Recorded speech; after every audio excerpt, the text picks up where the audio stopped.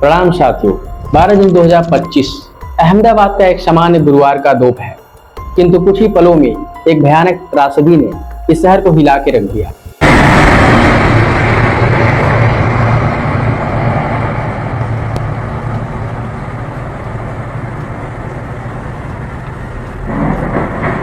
Getting information about a plane crash that has happened in Ahmedabad right now, just a few short minutes ago.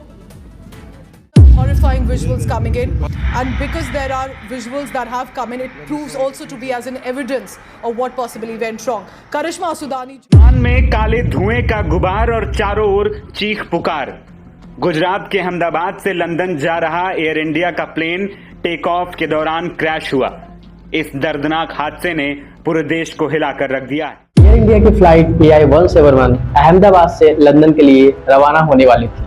उड़ान भरने के कुछ ही second बाद लगभग 1:38 पर 787 ड्रीम लाइनर विमान जब लगभग 625 फीट की ऊंचाई प्राप्त करती है, उसके बाद ये धीरे धीरे नीचे आने लग जाती है और अहमदाबाद एयरपोर्ट के थोड़ी दूर पर एक चिकित्सा परिसर BG मेडिकल कॉलेज के ऊपर क्षतिग्रस्त हो जाती है।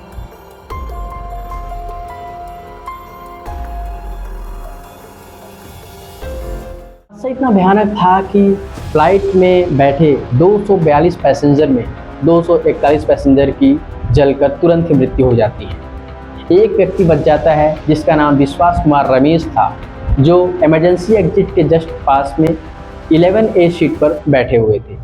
विमान के दुर्घटनाग्रस्त होते ही उसमें भरे 1 लाख लीटर से अधिक ईंधन में भीषण आग लग गई। इस वजह से दुर्घटना स्थल का तापमान लगभग 1000 डिग्री सेल्सियस तक पहुंच गया। विमान कैप्टन सुमित सभरवाल के अधीन था, जिन्हें 8200 घंटों का फ्लाइंग एक्सपीरियंस था, और सह पायलट क्लाइव कुंदर, जिन्हें 1100 घंटों का फ्लाइंग एक्सपीरियंस था। विमान के पायलट ने उड़ान भरने के तुरंत बाद वायु यातायात नियंत्रण को मीडिया संदेश भेजा था, जिसका अर्थ होता है पूरी तरह से आपातकाल स्थिति। किंतु कुछ ही क्षणों में प्लेन दुर्घटनाग्रस्त हो गई।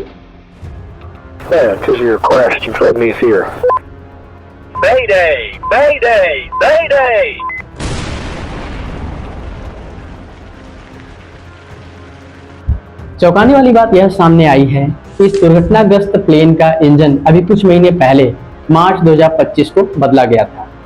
हादसे के तुरंत बाद जांच शुरू हो गई।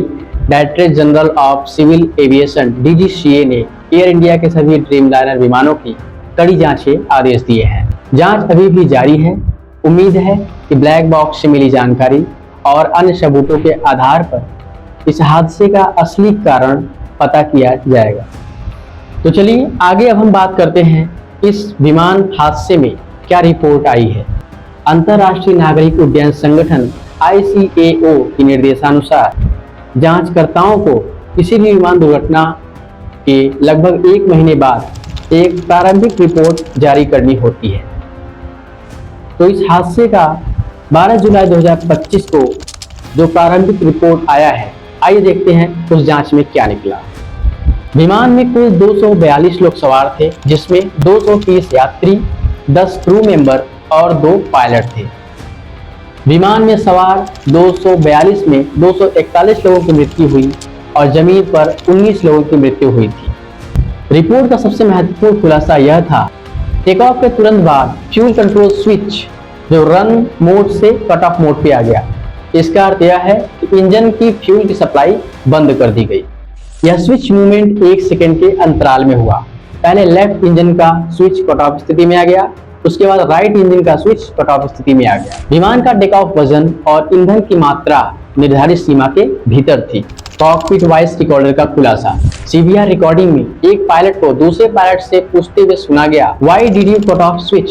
तुमने स्विच क्यों बंद किया? फिर दूसरे पायलट का जवाब आता है, आई डिडंट, मैंने नहीं किया।